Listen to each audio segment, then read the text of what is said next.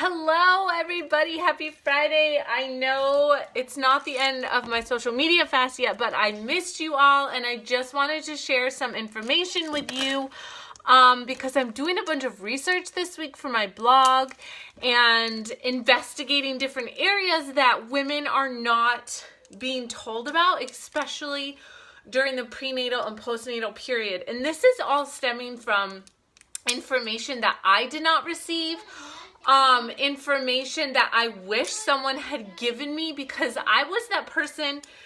Okay, when I got pregnant with my first, I was extremely active. I was a big distance runner. I had just come off 2 years of running 3 full marathons. I was running multiple half marathons, multiple 10Ks, you name it, I was doing it. So I was extremely into running, and I thought that I could continue running during pregnancy. And I'm not saying that you can't, but nobody told me, not even my doctor, that I need to be cautious of my pelvic floor, that I need to be breathing correctly.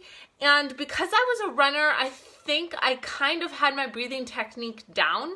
But when we have babies, our pelvic floor, so this is what happens. You have your stomach, right? And I just ate, so sorry guys.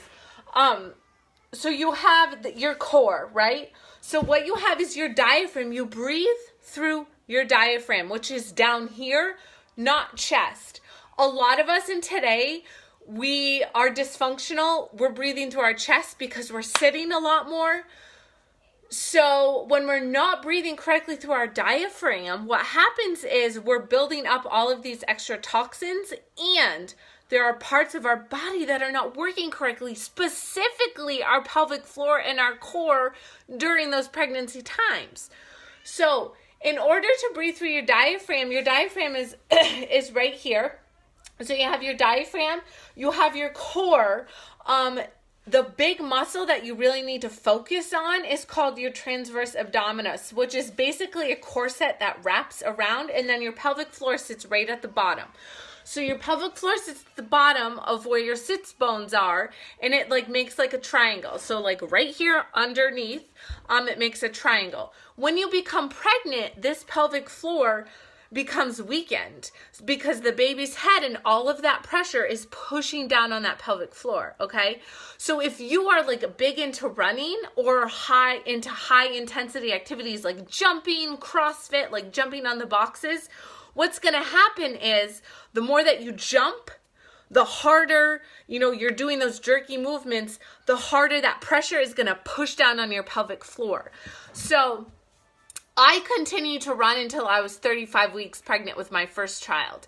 And what happened was my pelvic floor, after I had my baby, I was leaking. It was very uncomfortable to begin running again because I was very sore down low, in my pelvic region, because my pelvic floor was completely shot. I had no idea that I should be strengthening it and building that muscle up. So that's one area that we're really lacking. And and in some of my research, I was speaking to some women who have struggled with incontinence for a couple years now after the birth of their little one. And their doctors are literally telling them just to do kegals.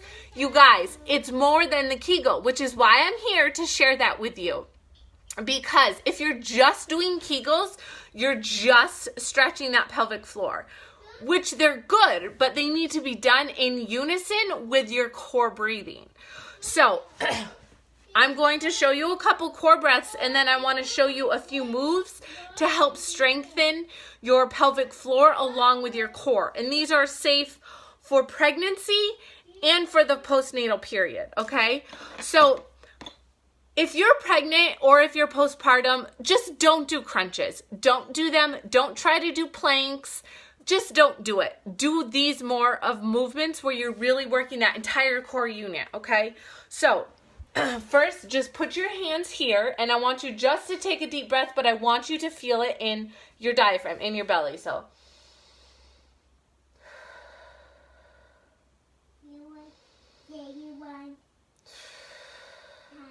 okay, now when you're doing that, breathing in and out, it might take you a while to connect. So as you exhale, you're letting everything everything out. Your pelvic floor is coming down, okay, as you breathe. So exhale. I always get this mixed up, and it's on the inhale. So you inhale and everything relaxes. Sorry about that. When you exhale, your pelvic floor, you're going to kind of do that kegel muscle as you bring everything in. So you're bringing, and you bring it all up in one fluid movement. So you're kind of wrapping, and you're bringing that pelvic floor up. What's happening today is that we are so far removed from that proper movement, and it really takes time to heal it. And it is so, so vital to make sure you're doing it properly during pregnancy and after, because what happens is during pregnancy, you have so much pressure here, right? It's growing to expand the baby. You want to be able to keep that core strong because it's really going to help you in pushing the baby out. And keeping that pelvic floor is going to help you to open up to let your baby come out. Because part of strengthening it is learning how to relax it too. Boys, so let me show you those few movements, okay? So the first one I'm going to show you is called a clam. So I might have to move you down. I have to get a better setup for like showing you my workout moves. Okay, so you're just going to lay like this. And remember, you're going to be doing that breathing as well. So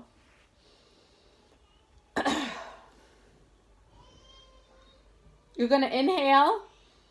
And then as you exhale, you're going to bring your leg up and bring that pelvic floor so it's all one unit, right? And you can almost want to make that exhale out loud because it helps you tighten up more. And you can feel it. If you're feeling it in your glutes, you're doing it right.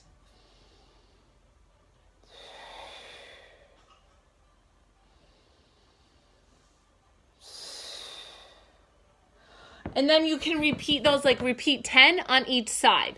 The other exercise I'm going to show you are marches. So, which are basically, get you, Sheila. So you're literally, and you're going to do the same breathing focus that we talked about. You're going to do this with your feet up and just march down. So, inhale, relax, exhale, tighten.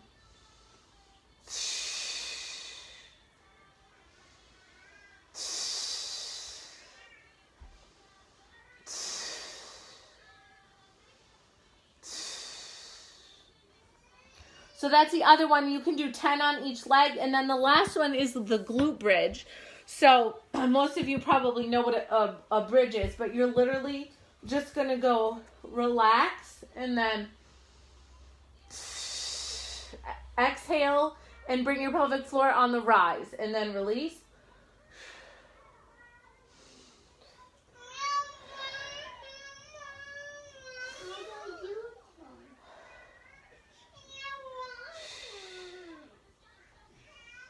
And again, you can do about 10 of those.